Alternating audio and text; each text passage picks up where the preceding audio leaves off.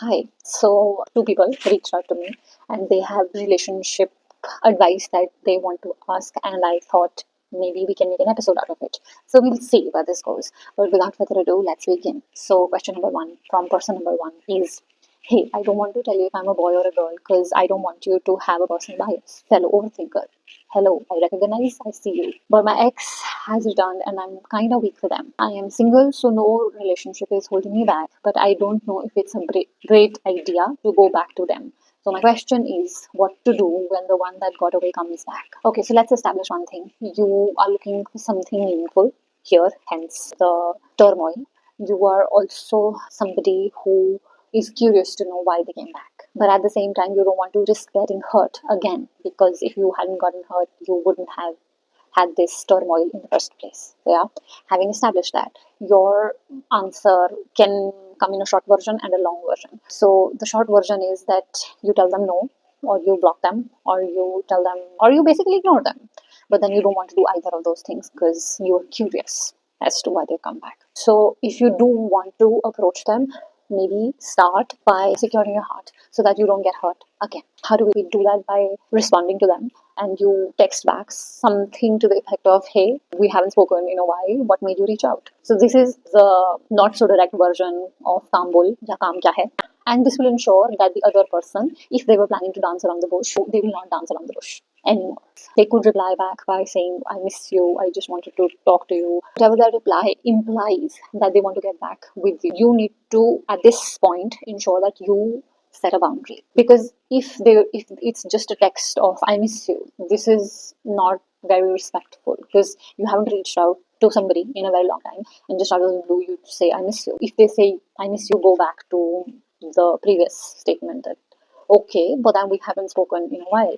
But if they imply that they want to get back with you, or they want to see if they can have a relationship with you, you tell them that you're looking for meaningful connections and XYZ is big for you. So this XYZ is big for you statement is kind of important. Why, I will tell you. So when you state XYZ is important, this XYZ is basically the reason why you guys drifted apart. So this could be loyalty, this could be communication, this could be career, this could be money, this could be anything. That was the main reason of you deciding to part ways. So say suppose loyalty was one of the reasons that you decided to part ways, then you tell them loyalty is big for me, and this will ensure that you are communicating a boundary. How you sort of drag them to the same page is by asking them, are you okay with that? Or is that something that you're looking for? Is that something you're ready for? Something to that effect. Yes. And when you question that, they will have no way around to dodge the question. It's either going to be a yes or it's going to be a no, right?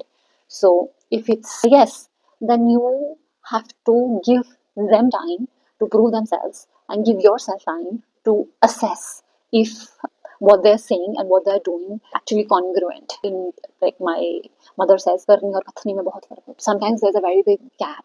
So that lack of integrity is what drives relationships apart. So if they've said yes, they're ready for whatever your criteria is, then you tell them that you are okay to talking, and you can just say that I'm okay, I'm open to talking, and let's see where this goes. And in that time, when you are actually seeing where it is going to go, you are not going to behave as if you are in a relationship. You are getting to know each other again, because you have grown as an individual, if not in terms of experience, then at least in terms of time, and time generally brings more experiences. So how that has affected you, how your time apart has affected them. So you're not in a relationship at this point in time, you're just getting to know each other without the previous past baggage. That does not mean that you will not hold them to the standards. You will not wipe the slate clean because because they said that they want to get back with you. You will be mindful of their patterns, and you will actually analyze if they have grown and if they're actually practicing what they're preaching. Because if they're not, be ready to walk away. And this is the most important thing that you will do in this process. You will walk away. Yes, because you need to factor in that this is the Valentine season. Like Blinkit, Amazon, your parks, malls, everything is marketed towards love. And they could be lonely, they could be horny, they could be both. And if they decided to come back because they're lonely, horny, or both, then that's not a good thing for you, my dear star. So you have to give it time, and be a little tactful about it. And you are not going to fight with them and tell them you did this and you did that. You will be classy and you take it from there. Yes.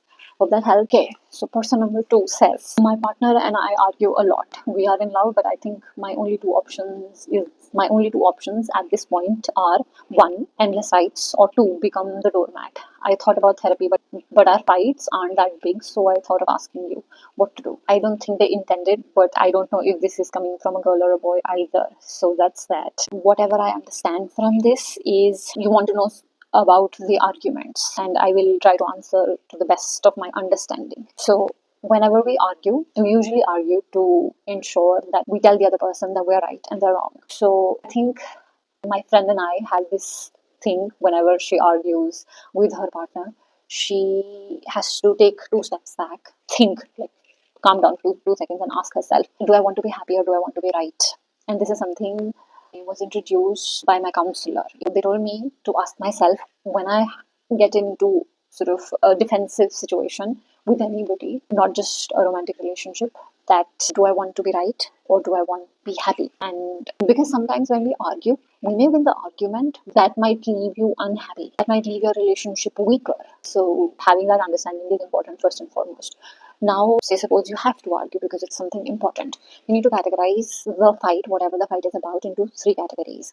Either it is about, and this is not something that I've come up with, this is been study about Esther Perel, I think her name is, and her work revolves around this. So you need to understand what the fight is about. Whatever the argument is, either it is about power or control, closeness and care, or the third is respect and recognition. So whatever your argument is, if you can be emotionally regulated enough, then maybe during the argument or maybe after the argument or even now, like whatever your arguments have been about, I don't know because I don't have context, whatever your arguments have been about, maybe you can categorize your arguments into either of these 3 categories and you will see a pattern and you will see what the fight is about.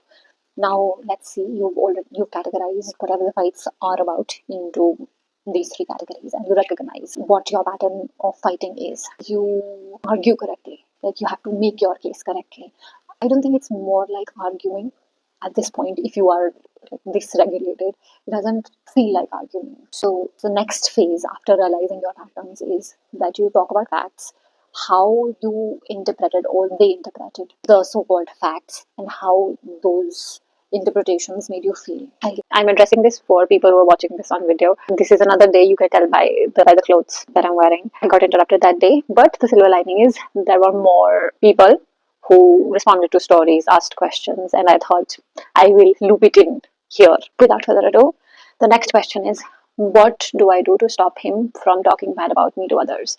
So the thing is that they are allowed to talk about what you did to anybody and everybody.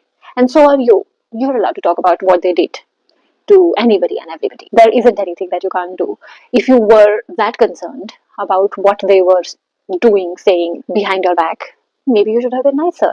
Or maybe if they have the same concern, maybe they should have been nicer. So yeah, that's all I'd say. There isn't any magic trick in my bag that can help you to stop them talking anything, good or bad, about you. Just make peace. Yeah. So the second question is, he does not like that I waste my time to make art. Where is the question? Okay. So he doesn't like that you make art. But I read this quote once that said, Earth without art is just eh.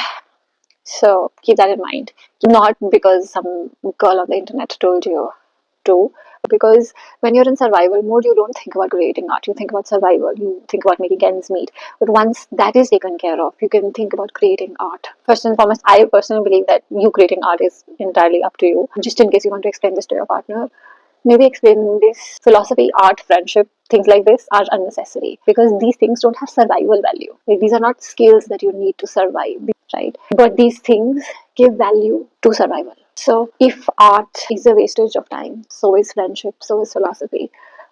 But all these things that are so-called wastage of times are also a sign of a progressive society. So I wouldn't suggest that you stop making art. Do you think? Is it true that in India grades are called marks because they scar you for the rest of your life? Deep. Sure. Let's go with that. But I also think there is some beauty in your scars because they also tell stories about your survival, of the battles that you fought and won, and you live to tell the story of the winnings there. So they're not all that bad. Like, we all get traumatized, but they're not all that bad. Okay, the next question is, what advice shifted your perspective in the last year? I was told that I want to be a poem and not just a poet for once in my life. And this was when I was struggling with the messaging that I had received all my life and what I actually wanted in my heart. Society tells you not to rely on a man, being independent, doing your own thing. But I did not want that. I wanted somebody I can rely on. And when I was struggling with all this, somebody told me this particular quote, if you will, and it shifted my perspective that I can write poetry about you, but it would be nice to be the poem for once and not just the poet. And yes, that shifted my perspective. Okay, so the next question is, what is your biggest flaw and strength? So I come from the school of thought where I very wholeheartedly believe that our biggest strengths are also our biggest flaws. So my biggest strengths are also my biggest flaws. The things that you will find attractive in me, the things that you will find intriguing in me, are also the things that you'll find repulsive in me. So if somebody is repulsed by me, will say the same reason as somebody who's attracted towards me, and I don't mean romantically, I mean platonically as well. And to answer your question, my biggest flaw or my strength is that I begin any relationship by treating the other person the way I want to be treated. As I learn that they're not treating me the way I deserve to be treated or the way I want to be treated, I sort of treat them how they treat me. Does not end well almost always. So that is one. The second one, I think I'm unlearning, because for the longest period of time I believed that if I say something, I mean it, otherwise I don't say it. And that is how the world operated. But I realized that that's not the case. And that's not fair for me to expect that, because there is so much that goes into being able to say what you mean. There is conditioning, there is societal pressures, there are so many things. So I'm unlearning to believe that. And I'm learning to discern, in fact, the people who say what they mean and people who say something else and mean something else. So I feel broken. Will I ever be able to love? I'm sorry that you feel broken. And yes, you will be able to love again. And I hear that the people who are broken can love harder. This is because when you're in a dark place, you understand the value of light, or you understand the value of things that shine bright. So because you've been in a dark place, you will understand the value of anybody who is light in your life. So yes, you'll be okay. It may be hard right now. It will not be hard forever. So hold on. Okay, the next question. There was a girl, and my family did not agree. I let her go. I regret letting her go. Okay, there is no question to answer here.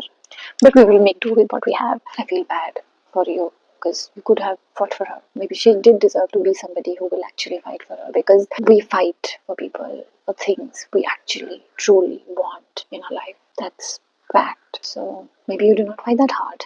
And maybe that is why you feel guilt. In fact, I'll ask you, that do you feel guilt or regret? Because guilt is regret for all the things that you've done. And regret is guilt for all the things that we did not do. What do you feel more? Regret or guilt? Or both? Okay, so the next question. And I think this is the last one I have. So I call him Abhijit and he does not like it, but that is his name. Can you suggest a nickname? Before we go down to suggesting nicknames, I will ask you, do you know why we have nicknames for people we love? If no, then I'll tell you. Because love requires a word that belongs to us, like those people involved in the relationship alone. Like one word that belongs to just those two people in that relationship. And you can see examples not just in relationships, like in fandoms also. There is a reason why fandoms have names. You can just call them fans, but then that gives you an intimacy, a different layer of intimacy. So maybe your partner here expects a different layer of intimacy. Like you can call him anything. There is somebody I know who calls their partner butterfly, titli to be exact. And that's cringe, sure. Cute, also sure. So give him that layer of intimacy.